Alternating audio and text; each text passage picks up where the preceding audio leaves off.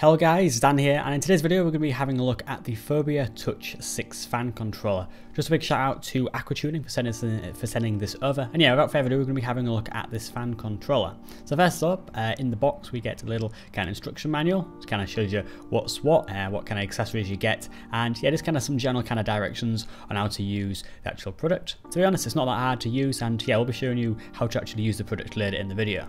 Now first up, you do get a lot of cables, and these ones at the top are for the fans, and I will say they are all sleeved black, and that yeah, they have got little stickers on them to tell you which are which. So you know, it says this one's fan 5, that one there's fan 1, and yeah, you do get 6 of them to plug in, hence it being called the Touch 6 fans. Now these are the other side of the connectors, which go on to yeah, the actual fan controller itself, and yeah, as I said, all black cables. That's all nice.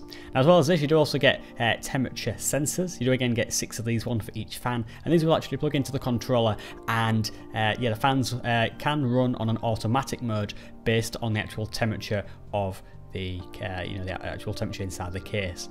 As you can see, these again, you know, they're pretty small, and yeah, they're kind of like orange on the end. These again do have stickers on them to kind of tell you which ones are which. As you can see, look, you know, temperature 4, temperature 2, all that kind of jazz. As for the connectors, these do look very similar to kind of the front panel connectors that you plug in a case, but they can be a fiddler to get in. But yeah, once they're in, it's not that difficult at the end of the day.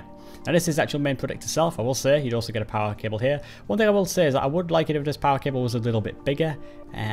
Yeah, I will say that. However, it is black. It could be worse, you know, it could be like a bright yellow and red cable or whatnot. But yeah, I will say in terms of improvements, that could be a little bit longer.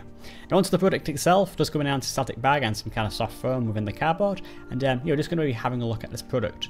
So just taking it out of the bag, you will see it is mainly plastic, I will say, but it just feels solid. Now one thing I will say is that just looking at the actual controller itself, you can see a lot of squares on the actual you know, the actual screen. I will say this doesn't look brilliant, and it is quite noticeable when you've actually got it in the case. But you know, functionality is kind of the main thing with this product, and I'd say it does actually work incredibly well. Now onto the back, you have a blue PCB, and up here, look, you have your 6 kind of ports there to plug in your fans. Up here you have a speaker, and you can actually take out the actual jumper there so it doesn't make a noise. Also the beep is pretty damn loud. And yeah, down here you plug in all of your temperature sensors, and that kind of port there at the bottom left is where the power goes. That's kind of a little overview of the product and where you plug things. So if you get this product, yeah, you hopefully now know where to plug everything in.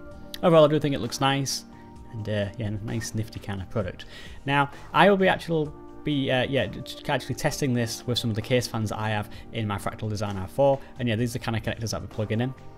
So these are 3-pin. There we are. So first of all, just to install the actual fan controller, just slide it in your case there, just like an optical drive. I will say I don't have an optical drive, and that's why all the PC builds that I have kind of had here don't include optical drives. And yeah, you just need to screw this in, 2 screws on each side, nice and simple. So to plug in one of the fans, pretty simple. I've kind of shown you where these go already, but yeah, you just plug it into one of the ports there, and there we are. Yeah, the nice black cables do allow you to actually yeah, get a nice kind of cable management, and if cables kind of are exposed on your case to black, not any bright colours, that's all good. So just plugging in 3 of the fans here. Here we are. So yeah, you do plug these cables in, and you plug your fans into the actual ends of these cables. Just want to kind of make that clear. So here we are, I've just plugged 3 of them in here. Now onto the power cable, just going to be plugging that in there, in the bottom. Just slots in there. Can be a little bit tricky to get on that one, but yeah, that's how you power the product. And yeah, you will need a spare Molex connector to get the product kind of up and going. So there we are. Now I will say, as I said, yeah, the bleep is it is pretty loud, and yeah, if you just take this jumper off, you can then stop the bleeping, which is great. It's great that they've included this for people that, you know, do want the beep, and then for people that don't want the beep. So it's good that you can have the option here to either have it on or to have it off. But yeah, the speaker is loud.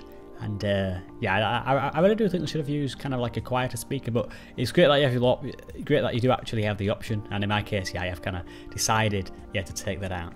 So I would recommend putting all your cables in, then threading it in, because this doesn't go kind of all, you know, doesn't go far into your case, say like a disk drive will. Yeah, it's better to actually put the cables into the device, then thread them through, then to slide it in.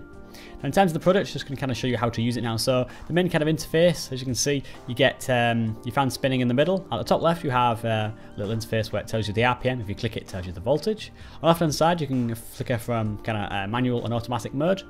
and then at the top right you get where your temperature is, and that's how the automatic mode will work. You can kind of flicker this from Fahrenheit to Celsius, but I do not have the temperature sensors plugged in at the current moment, as you kind of see. So yeah, nothing's kind of shown on there. Now using the big arrows, you can then choose which fan you want. So it does support up to 6, and when the fan's spinning, it does kind of spin around. Now it is a little like half kind of it's a circular shape. You can kind of press these. Every time you press it, just go up or down in 5% increments. However, the fan control doesn't say that. It just kind of says 40, 50, 60, whatnot. But yeah, you do need to click them twice to go up. In tens, it does actually increase in 5% kind of increments. As you can see, just flicking through the fans. So yeah, so now we're on fan 3. If I want to increase it, I just click the button there to increase. Change to fan 4, increase that one. As you can see at the top left, the RPM is increasing, so that's all good. So yeah, just toggle through the fans, and I think overall it's pretty easy to use. And one thing I will just say is that the arrows do change the fans.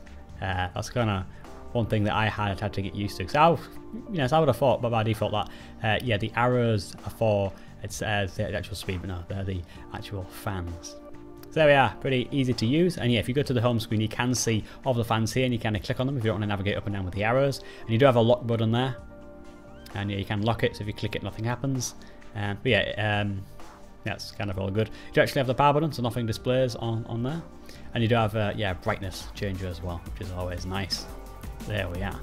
Anyway guys, thank you for watching my kind of review of the Phobya Touch 6 kind of touchscreen fan controller. I will say, pretty good product, pretty solid. But the only thing that kind of puts me off is that, the screen, you can see the squares on the screen. That's kind of one kind of negative. But apart from that, I think it's a very nice solid build quality. And yeah, the product works as it's kind of intended, which is always nice. It does look nice once you've got it installed in the case.